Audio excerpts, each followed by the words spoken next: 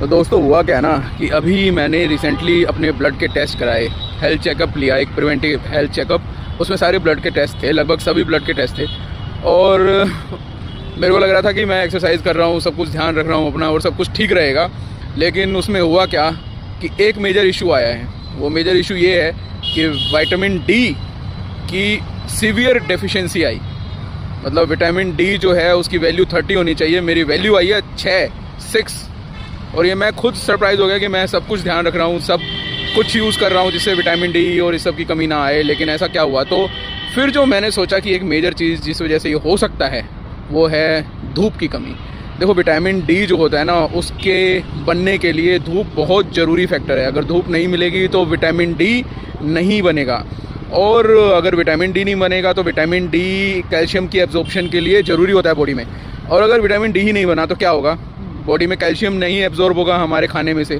जब वो नहीं एब्जॉर्ब होगा तो बॉडी को तो कैल्शियम चाहिए, अपनी बॉडी के नॉर्मल फंक्शनिंग के लिए कैल्शियम चाहिए ही चाहिए। तो वो क्या करेगी, हमारी बॉडी में जो सोर्स ऑफ कैल्शियम है उससे ले लेगी। और वो सोर्स क्या है, हमारी हड्डियाँ, बोन्स में कैल्शियम ही कैल्शियम होता है। तो बॉडी बड़ी स्मार्ट होती है, अगर उसको बाहर से नहीं मिल रहा तो अंदर जो कैल्शियम का सोर्स है उससे वो निकाल लेगी। तो इस वजह से क्या होगा, हड्डियाँ कमज़ोर हो जाएंगी।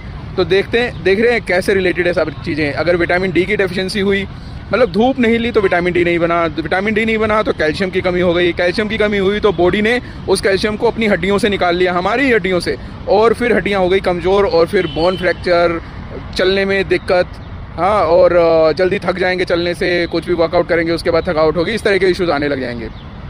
अब इसका सोल्यूशन क्या है? सोल्यूशन यही है कि 3 महीने तक हर वीक मैं विटामिन डी की सैशे आते हैं वो खाऊंगा, वो पीऊँगा दूध में डालकर, और साथ में कैल्शियम की गोलियां जो होती हैं वो रेगुलर लेनी पड़ेंगी। और 3 महीने बाद मैं दोबारा से चेकअप कराऊंगा अपना, और फिर देखता हूँ कि ये जो है कमी पूरी हुई कि नहीं हुई, और आई होप कि इससे कमी पूरी हो जाएगी। तो दिस इज़ हाउ सोल्यूशन ऐसे ही होता है। प्रॉब्लम मिली, इसका सोल्यूशन करना है, और अगर उसमें भी अगर सोल्यूशन नहीं होता 3 महीने बाद तो फिर देखा जाएगा कि क्या मेजर प्रॉब्लम है, और फर्दर चेकअप करा के देख सकते हैं। लेकिन येस, अगर विटामिन डी की कमी है तो सबसे पहले देखिए धूप में हम बैठ रहे हैं कि नहीं। तो अब मैं धूप में बैठना रेगुलर शुरू करने वाला हूँ। तो दोस्तों मैंने ये एग्जांपल अपना इसलिए शेयर किया क्योंकि यूजुअली हम अपने ब्लड के टेस्ट नहीं कराते हैं, स्पेशली विटामिन डी कैल्शियम के टेस्ट नहीं कराते हैं, और इसकी कमी अक्सर बहुत ज़्यादा लोगों में पाई जाती है। तो आप भी अगर बहुत दिन से कोई ब्लड के टेस्ट नहीं कराए हैं तो आप अपना स्पेशली विटामिन डी और कैल्शियम का टेस्ट जरूर कराइए।